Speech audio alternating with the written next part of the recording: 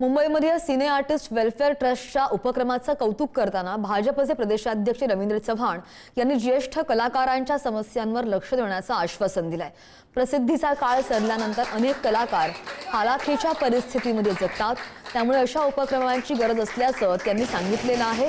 दुसरीकडे त्यांनी कोकणामध्ये सावंतवाडी इथं आपली 1 एकर जमीन सिने आर्टिस्ट वेलफेअर ट्रस्टसाठी देण्याची तयारी सुद्धा दर्शवली आहे। ज्येष्ठ कलाकार आणि कामगारांच्या समस्या सोडवण्यासाठी मुख्यमंत्री देवेंद्र फडणवीस, सांस्कृतिक मंत्री आशिष शेलार यांच्याशी चर्चा करून उपाययोजना करण्याचं सुद्धा त्यांनी जाहीर केलंय।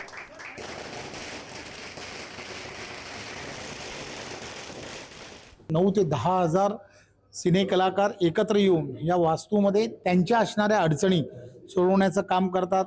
काही लेबरच्या संदर्भातले असणारे इश्यूज आहेत, काही त्यांच्या सामाजिक जीवनामधले काही इश्यूज आहेत।